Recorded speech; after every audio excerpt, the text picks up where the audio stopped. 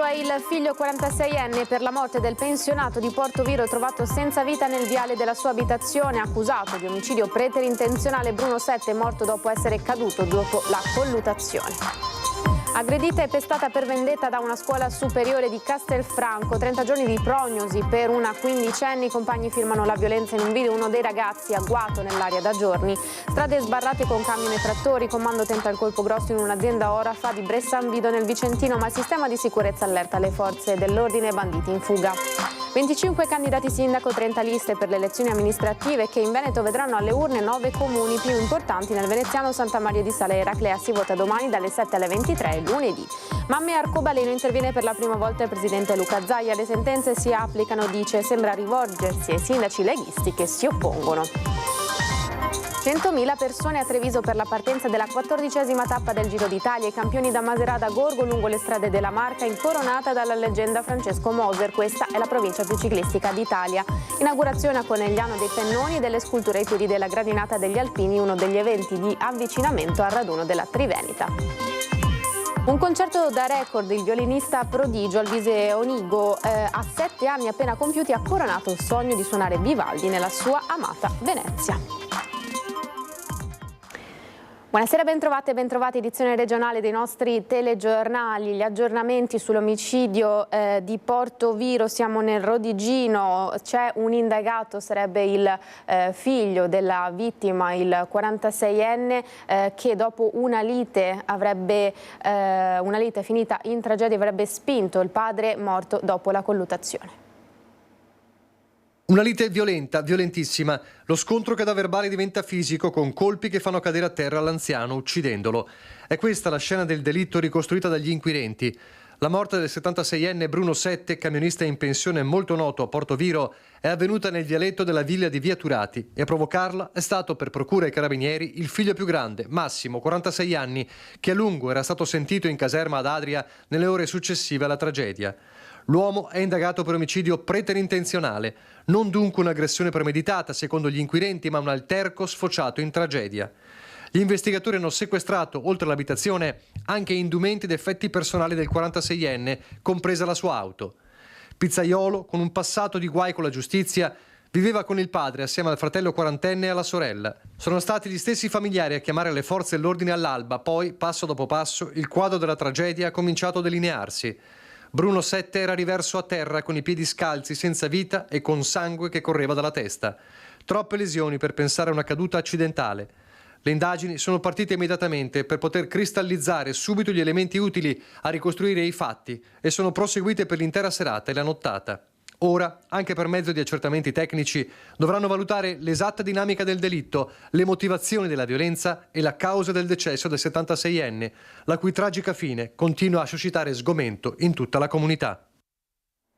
E ci sono novità anche sul caso di Liliana Resinovic.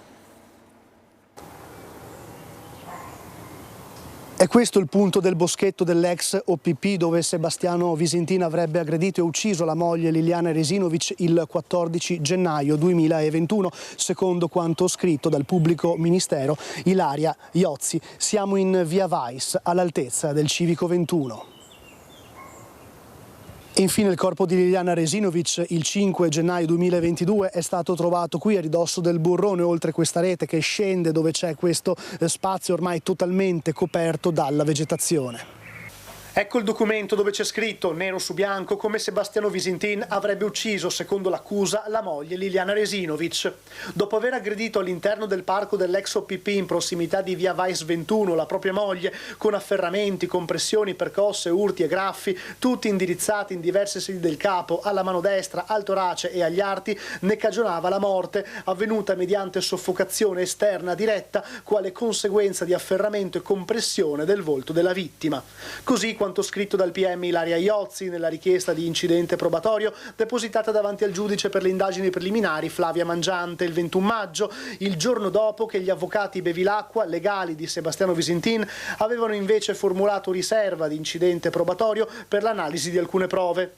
Di fatto le dinamiche con cui sarebbe avvenuta l'aggressione e l'omicidio, descritte da Iozzi, sono coerenti con quanto scritto nella relazione medico-legale dell'antropologa forense Cristina Cattaneo, secondo cui l'ipotesi di suicidio non regge. La richiesta del pubblico ministero di incidente probatorio è stata formulata su sollecitazione dell'avvocato dell'associazione Penelope, Nicodemo Gentile, per l'assunzione della testimonianza di Claudio Sterpin, storico amico di Liliana. In generale, si legge nel documento, in ordine ai fatti di omicidio per i quali si procede, nonché in generale in ordine ai rapporti intrattenuti dallo stesso con la vittima Resinovic Liliana e ai rapporti intercorsi tra lei e il marito Visintin Sebastiano e tra la coppia Resinovic-Visintin e la loro cerchia di amici. Una richiesta di assunzione di testimonianza anche in virtù dell'età di Sterpin, 86 anni, e del suo stato di salute. Sterpin dunque può essere un testimone chiave per quanto avvenuto? C'entrano qualcosa i messaggi e le telefonate fra lui e Liliana in quella mattina del 14 dicembre? Perché Liliana è uscita di casa chiudendosi la porta alle spalle senza portare con sé chiavi e cellulare? Secondo quanto sappiamo, la morte della donna sarebbe avvenuta fra le 9 circa e mezzogiorno. La notizia emersa sembra dunque suggerire un'importante accelerazione sul caso, il che pone un'ulteriore domanda. Quali sono gli altri elementi in mano agli investigatori che individuerebbero Sebastiano Visintin come autore del delitto? Intanto si attende la fissazione dell'udienza per l'incidente probatorio da parte del GIP. La cronaca ci porta a Castelfranco Veneto, nel Trevigiano, una rissa tra ragazzine per una quindicenne, 30 giorni di prognosi.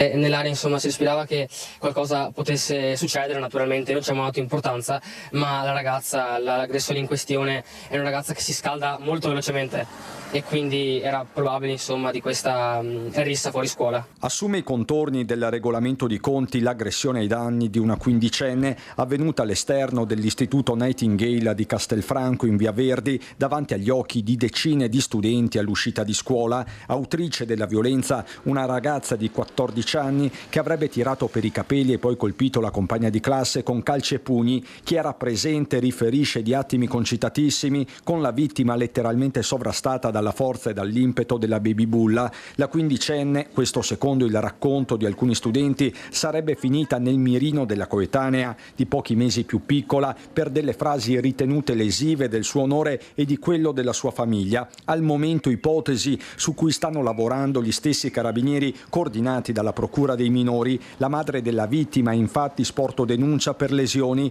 Il referto del pronto soccorso parla di ben 30 giorni di prognosi. Seria la contusione al polso. Acquisito un video postato nell'immediatezza sui social, va appurata anche la presenza di giovani che forse non erano lì per caso. C'erano ragazzi per lo più stranieri lì intorno a lei a mo' di cerchio per vedere quello che stava accadendo, incitandola al menarsi insomma e guardando la scena senza intervenire. Ma ragazzi del Nightingale o accorsi anche da altri?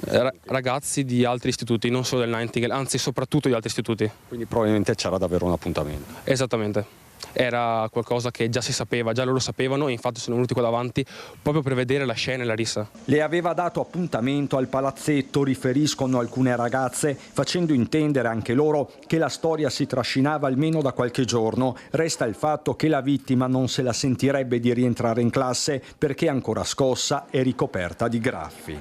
So che la ragazza è stata male, adesso è a casa e basta, solo questo. Mi dispiace molto, perché la scuola è un ambiente in cui i ragazzi crescono, non solo fisicamente, ma anche moralmente, civilmente. Ce ne sono alcuni che hanno difficoltà in questo. Secondo me questo è un caso isolato. Io in tanti anni che lavoro in questa scuola non avevo mai sentito una cosa del genere, mai vista una cosa del genere, quindi secondo me è un caso isolato che va considerato come tale, basta. Lo stesso sindaco Stefano Marcon in mattinata ha voluto incontrare la preside. Che è un atto da condannare con fermezza, non bisogna e non si possono tollerare baruffe, chiamiamole così, fra ragazzi minorenni. Dell'episodio alcuni docenti hanno parlato anche in classe, gli stessi studenti dell'ultimo anno maggiorenni sono i primi a esserne stupiti. Io sono in questa scuola dall'anno scorso e sinceramente non avevo mai sentito altri tipi di aggressione. In questa scuola non è per nulla comune e non è neanche... Certo, si rimane stupiti davanti a certe cose. Per San Vito, nel Vicentino, un comando di banditi entra in azione in un'azienda orafa.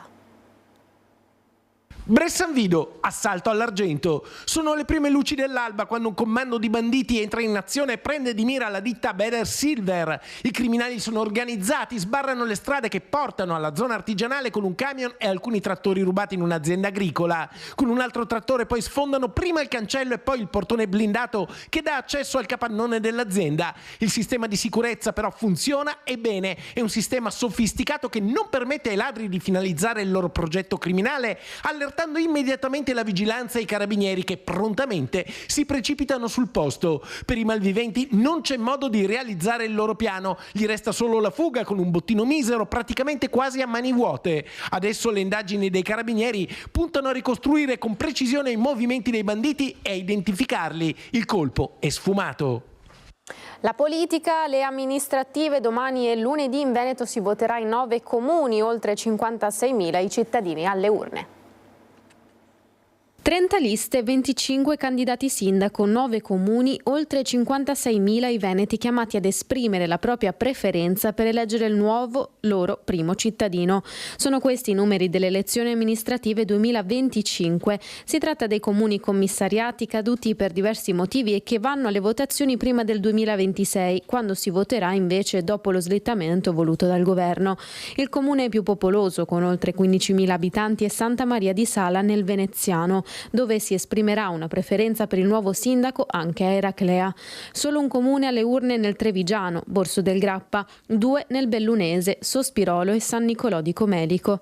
A Padova si voterà ad Ospedaletto Euganeo e nel Rodigino a Porto Viro. A Verona seggi aperti a Bevilacqua e Castagnaro. Si voterà domenica 25 e lunedì 26 maggio. Seggi aperti la domenica dalle 7 alle 23 e il lunedì dalle 7 alle 15. Il sì della consulta alla registrazione all'anagrafe di entrambe le madri dei bambini nati. Il presidente Zaia interviene per la prima volta. Le sentenze dei tribunali vengono prese anche se non si condividono, ma vanno rispettate. Dopodiché se vi sarà un provvedimento legislativo a livello parlamentare è un'altra cosa. In questa fase ovviamente siamo davanti a una sentenza. I sindaci come dovrebbero comportarsi? I sindaci immagino che debbano applicare le sentenze, visto e considerato che siamo in un paese del diritto, che poi magari non si condividano, lo posso capire, ma in questa fase siamo in una fase nella quale c'è una sentenza. Più che una riflessione, sembra una constatazione quella di Luca Zaia, a pochi giorni dalla sentenza della Corte Costituzionale con cui si riconosce il diritto per le coppie composte da 2 donne di iscrivere entrambe le mamme, biologica e intenzionale, nell'atto di nascita del figlio nato con fecondazione eterologa, e questo ovviamente nei paesi in cui la pratica è legale. Tema politicamente scivoloso, soprattutto nel centrodestra, con alcuni sindaci che hanno già annunciato l'intenzione di voler disapplicare il disposto o quantomeno di delegare il passaggio su tutti il primo cittadino leghista di Noventa Padovana, Marcello Bano. Il fatto stesso che un sindaco dice mi farò sostituire vuol dire che ci sarà qualcun altro che farà questa azione. Potrebbe aprirsi anche un tema di obiezione di coscienza a questo punto, ma non glielo so dire, insomma, leggo anch'io queste dichiarazioni. Mentre il sindaco di Treviso e presidente ANCI Mario Conte chiede un chiarimento urgente al Parlamento con un atto normativo, l'ortodossia salviniana è rappresentata da Alberto Stefani. Noi riconosciamo la famiglia come composta da una mamma e un papà, il soggetto da tutelare è il bambino, noi riconosciamo che un bambino ha bisogno di un padre e di una madre. Questa è la nostra posizione e rimarrà la nostra posizione. Clima politico che in questi giorni è segnato anche dal dibattito sui referendum. A Treviso, a margine dell'avvio di tappa, confronto acceso tra un gruppo di militanti PD e Zaia, contestato per aver invitato all'astensionismo. Lo stesso avete fatto voi quella volta del referendum dell'autonomia alle parole di Zaia, un botta e risposta che si è tinto di rosa. Come fa il Presidente di Regione a dire di non andare a votare? Almeno a invitare a votare. Ma non mi hanno insegnato come votare. Siamo di sinistra. Non se lo spiego, perché voi siete quelli che hanno detto ai venti di non andare a votare per il referendum dell'autonomia. Ma non è vero! Io sono andata a votare. Mobilitazione dei giornalisti del Veneto e articolo 21 oggi a Venezia per chiedere lo stop al genocidio a Gaza. È un forte appello alla pace a far sì che tacciano per sempre le armi, stop al genocidio in Palestina, quello che arriva da Venezia e dal Veneto, in campo Santi Apostoli, lungo Strada Nuova a Venezia, il flash mob promosso dall'associazione Articolo 21. con il supporto dell'Ordine dei giornalisti del Veneto e del Sindacato dei giornalisti veneti. L'azione per protestare e dire no contro il massacro dei civili e di circa 250 croniste e cronisti locali uccisi a Gaza per aver documentato gli orrori della guerra. Perché i giornalisti sono le vittime assieme alla popolazione civile, perché sono testimoni scomodi, sono testimoni che mostrano la vera faccia delle guerre, che sono solo morte e non risolvono i conflitti. Ci sono morti a Gaza per colpa dell'esercito israeliano, ci sono morti e minacciati a Gaza per opera dei terroristi di Hamas. Chi fa la guerra non vuole che questa guerra venga testimoniata, è per questo che a Gaza hanno ucciso più di 250 giornalisti che volevano testimoniare quello che succede in quel paese. Gaza è un territorio chiuso alla stampa internazionale.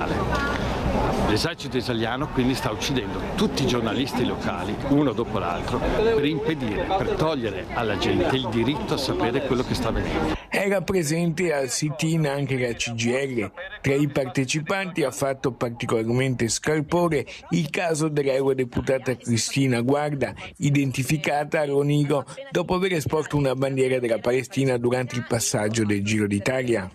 Non si vuole permettere che si racconti quello che sta avvenendo, la strage in corso. In contemporanea a questa iniziativa, anche a Sopace Venezia ha promosso ai giardini della Biennale all'Arsenale una manifestazione a cui hanno preso parte circa 70 persone per chiedere lo stop al genocidio con bandiere della Palestina e lenzuola bianche. Cambiamo argomento, passiamo al Giro d'Italia che ha fatto tappa a Treviso e poi è passato anche per la Marca, presenza record proprio nella città, sono oltre 100.000, la maglia rosa intanto resta sulle spalle di Isaac Del Toro.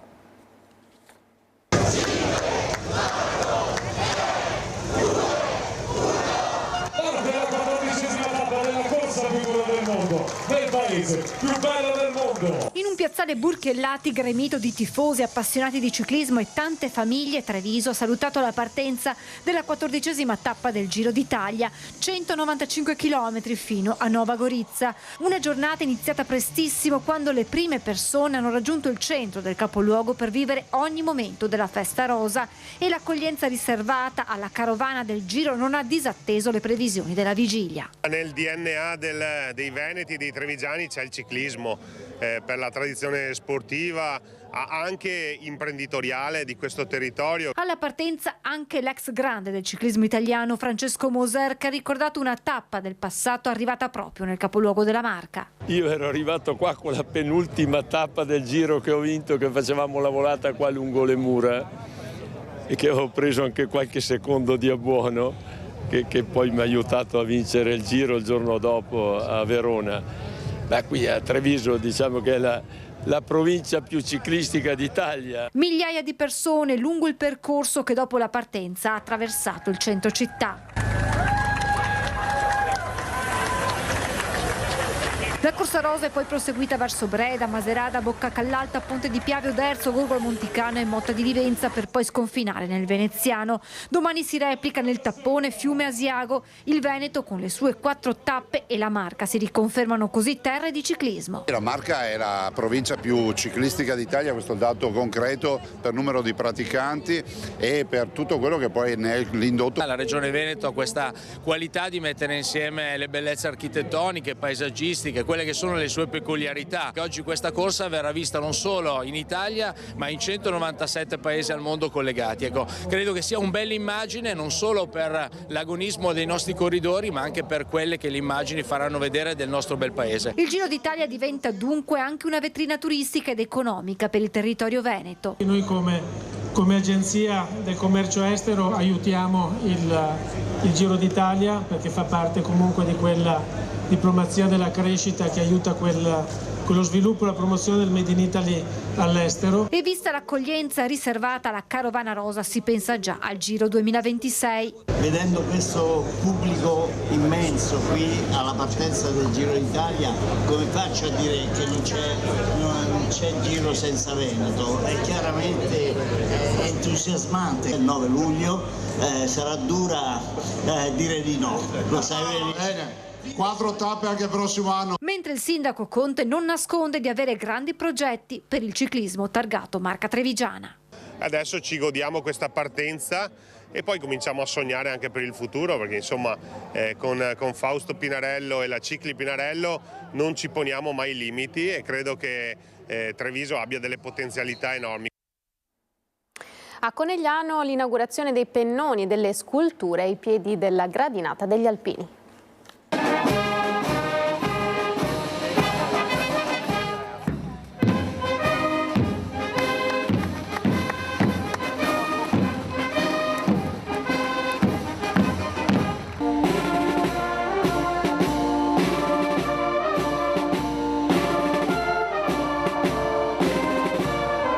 Lo scoprimento dei basamenti scultorei e l'alzabandiera sui nuovi pennoni sono stati i due momenti più importanti dell'inaugurazione della rinnovata gradinata degli Alpini di Conegliano, benedetta da Don Roberto Bischer, parroco del Duomo, ringraziato così dal sindaco Fabio Chies. Grazie, perché il tuo intervento non è formale ma è sostanziale. Quando si parla della millenaria civiltà cristiana noi ci crediamo fino in fondo.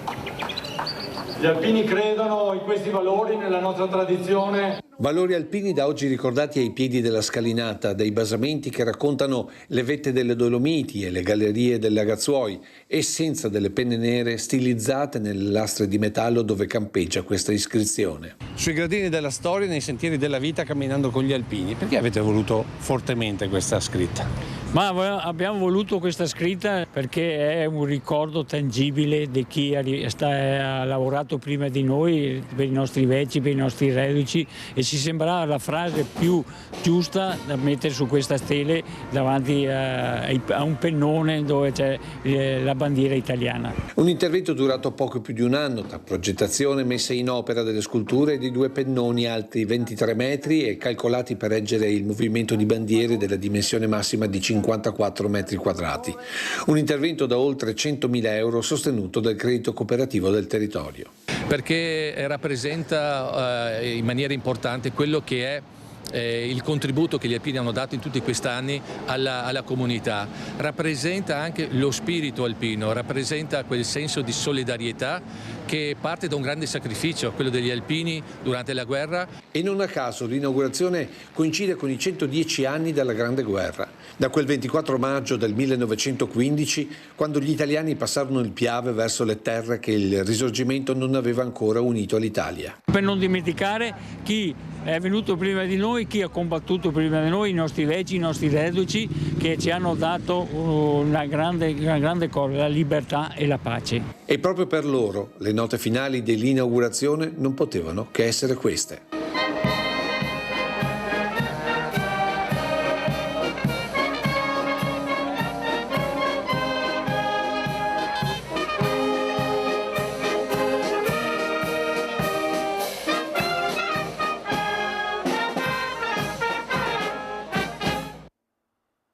Un sogno coronato a 7 anni a Venezia.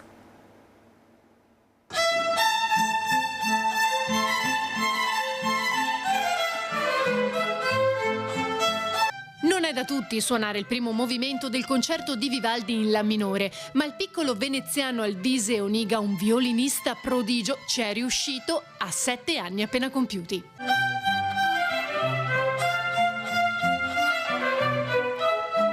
Vincitore di ben 8 concorsi musicali internazionali, gli ultimi 2 pochi giorni fa a Treviso e Belluno, Alvise sognava di suonare Vivaldi nella sua Venezia e l'ha potuto fare grazie all'OVI, il laboratorio Orchestra Venezia, alla Scuola Grande di San Giovanni Evangelista, accompagnato da una parte dell'orchestra giovanile veneziana. Sono molto felice di essere qua a Venezia a suonare Vivaldi in La minore con la maestra Paola e la maestra Caterina e con questa bellissima orchestra. Il Love non è nuovo a iniziative a sostegno dei giovani musicisti. Ed è diventata una realtà del territorio veneziano molto importante, raccoglie circa una cinquantina di studenti che vanno dai 13 fino ai 24 anni e raccoglie anche così degli amatori un po' più avanti con l'età ma che magari hanno avuto un trascorso musicale.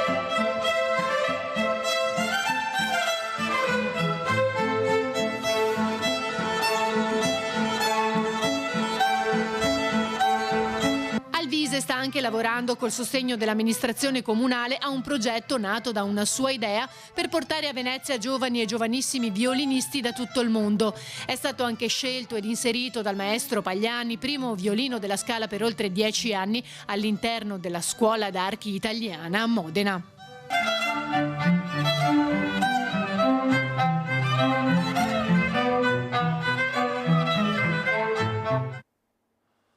E si chiude così l'edizione del Veneto. Subito dopo di noi le previsioni del tempo, poi il TG di Venezia. Grazie per l'attenzione a tutti, una buona serata, arrivederci.